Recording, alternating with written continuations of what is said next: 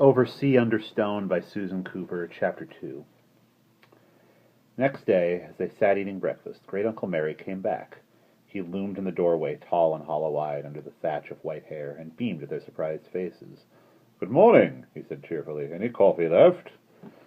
The ornaments seemed to rattle on the mantelpiece as he spoke. Great Uncle Mary always gave the impression of being far too big for any room he was in. Father reached out imperturbably to pull up another chair. What's it like out this morning, Mary?" "Doesn't look too good to me." Great Uncle Mary sat down and helped himself to toast, holding the slice in one large palm while he spread butter on it with Father's knife. "Cloud, thick, coming down from the sea. We're going to have rain." Barney was fidgeting with unbearable curiosity, suddenly forgetting the family rule that he should never ask their mysterious great-uncle questions about himself. He burst out, "Gummery, where have you been?" In the heat of the moment, he used the pet name that he had invented when he had been very small. They all used it sometimes still, but not for every day. Jane hissed quietly between her teeth, and Simon glared at him across the table, but Great Uncle Mary seemed not to have heard. "It may not last," he went on conversationally to Father, through a mouthful of toast, "but I think we shall have it for most of the day." "Will there be thunder?" Jane said. Simon added hopefully, "Shall we have a storm at sea?" Barney sat silent while their voices eddied round the table. The weather, he said to himself, was in exasperation. All of them talking about the weather, when Great Uncle Mary's just come back from a quest. Then, over their voices, there came a low rumble of thunder, and the first spattering sounds of rain, as someone rushed to the window to look out at the gray heavy sky. As everyone rushed to the window to look out at the heavy gray sky, Barney crossed unnoticed to his great-uncle and slipped his hand into his for a moment. "Gummery," he said softly, "did you find it, what you were looking for?" He expected Great-Uncle Mary to look past him, with the familiar, amiable, obstinate expression that greeted any question, but the big man looked down at him almost absently. The eyebrows were drawn forbiddingly together on the craggy, secret face. And there was the old fierceness in the dark hollows and lines. He said gently, "No, Barnabas, I did not find it this time." Then he went as if a blanket came down. Then it was as if a blanket came down over his face. "I must go and put the car away." He called to Father and went out. The thunder rolled quietly far out over the sea, but the rain fell with gray insistence, blurring the windows as it washed down outside.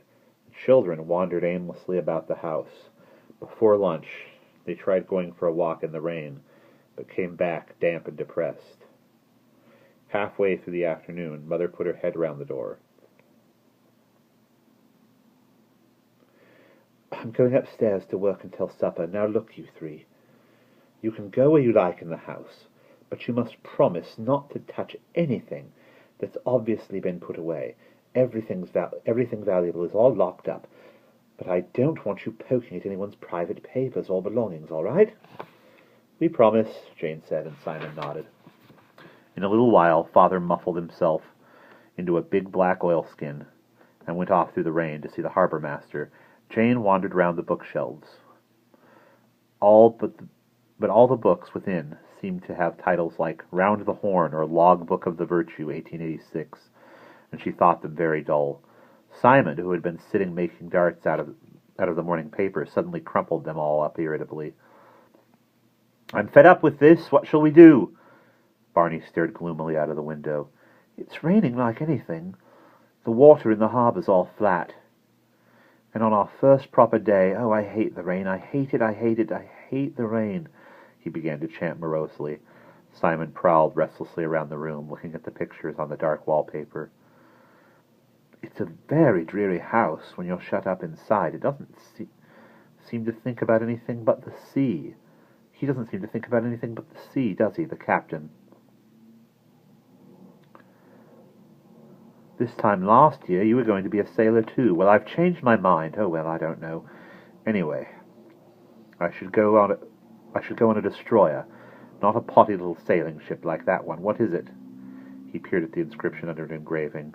"The Golden Hind." That was Drake's ship when he sailed to America and discovered potatoes. That was Raleigh. Oh, well, said Barney, who didn't really care. What useless things to have discovered, Simon said critically. I shouldn't have bothered about vegetables. I should have come back loaded with doubloons and diamonds and pearls. And apes and peacocks, said Jane, harking vaguely back to a poetry lesson at school. And I should have gone exploring the interior, and the rude natives would have turned me into a god or tried to offer me their wives. Why would the natives be rude? Said Barney. Not that sort of rude, you idiot. It means the sort of thing that natives are. That's what all explorers call them. Let's be explorers, Jane said. We can explore the house. We haven't yet, not properly. It's like a strange land. We can work from the bottom all the way up to the top.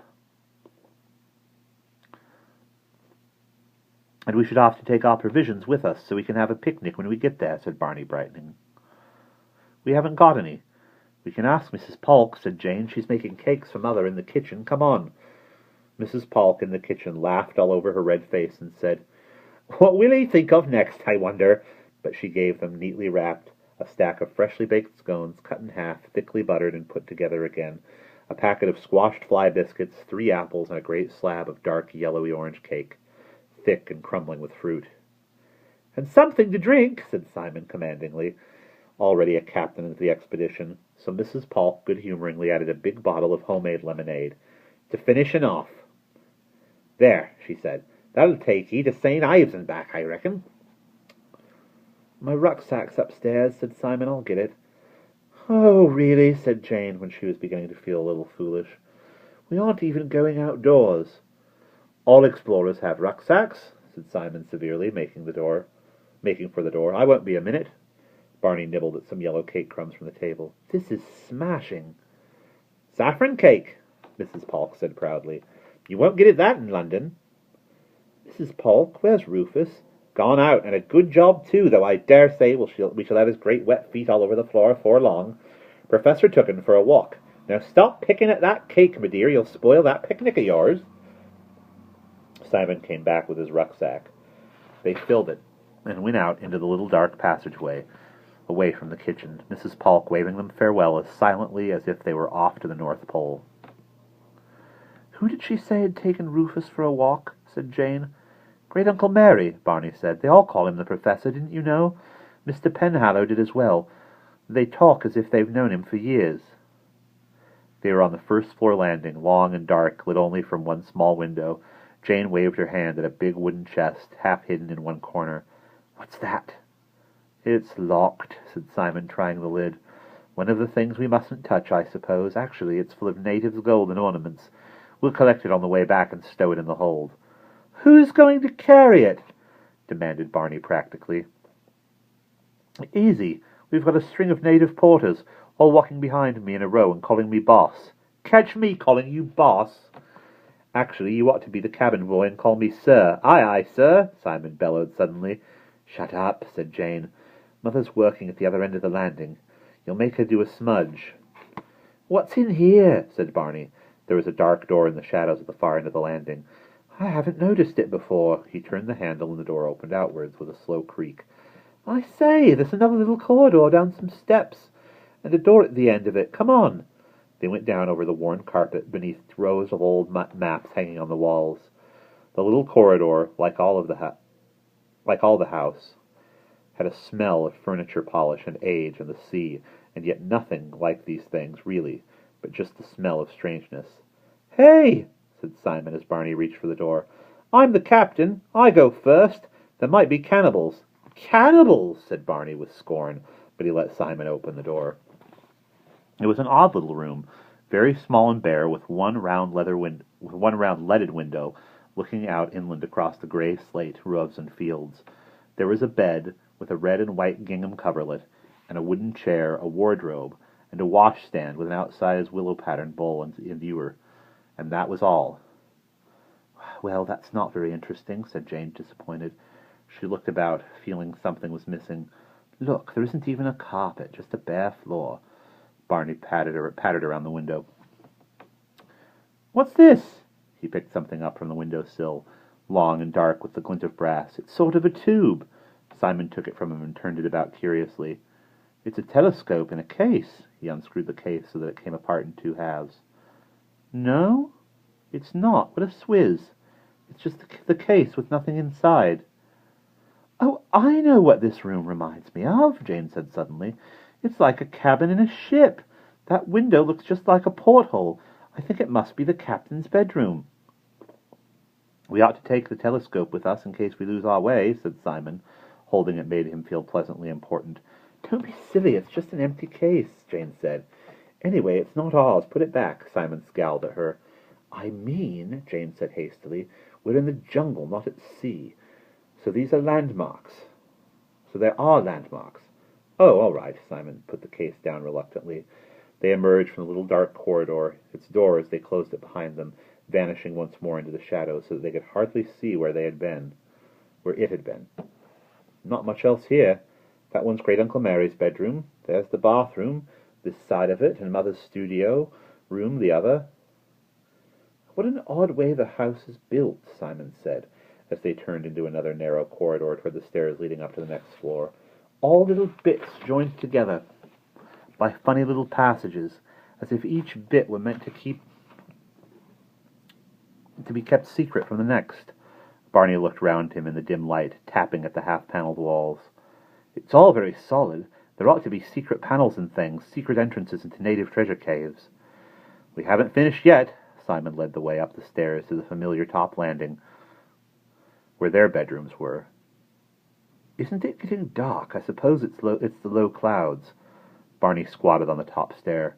"We ought to have torches, burning brands to light the path and keep the wild animals off, only we couldn't because there are hostile natives all round, and they'd see." Simon took over. Somehow, imagination worked easily in the friendly silence of the grey house. "Actually, they're already after us, creeping along our tracks up the hill. We'll be able to hear their feet rustling soon. We ought to hide. Make camp somewhere that they can't get at. In one of the bedrooms. They're all caves." "I can hear them breathing," Barney said, gazing down the dark stairs into the shadow. He was half beginning to believe it. "The obvious caves wouldn't do it," Simon said, remembering he was in command. "They'd look there first, after all." He crossed the landing and began, thoughtfully opening and shutting doors. "Mother's and Father's room, no good. Very ordinary cave. Jane's just the same. Bathroom, our room, no escape route anywhere. We shall all be turned into sacrifices and eaten." "Boiled," said Barney sepulchrally, "in a great big pot." "Perhaps there's another door, cave, that we haven't noticed, like the one downstairs." Jane peered round the darkened end of the landing beside her brother's door, but the passage came to a dead end, the wall running unbroken round all three sides. "There ought to be one, after all. The house goes straight up, doesn't it? And there's a door directly underneath there," she pointed at the blank wall, "and a room behind it, so there ought to be a room the same size behind this wall." Simon became interested. You're quite right, but there isn't any door." "Perhaps there's a secret panel," Barney said hopefully. "You read too many books. Have you ever seen a real secret panel in a real house? Anyway, there isn't any paneling in this wall, just wallpaper." "Your room is on the other side," Jane said. "Is there a door in there?" Simon shook his head. Barney opened the door of their bedroom and went in, kicking his slippers under the bed as he went past. Then he stopped suddenly. "Hey, come in here!" "What's the matter?" "The bit between our beds where the wall makes a sort of alcove for the wardrobe. What's on the other side?" "Well, the landing, of course." "It can't be. There's too much wall in here. You stand in the doorway and look on both sides. The landing stops before it gets that far." "I'll bang on the wall where it does stop, and you listen in here," said Jane. She went outside, pulling the door shut, and they heard a faint tapping on the wall just over the head of Barney's bed. And there we will pause.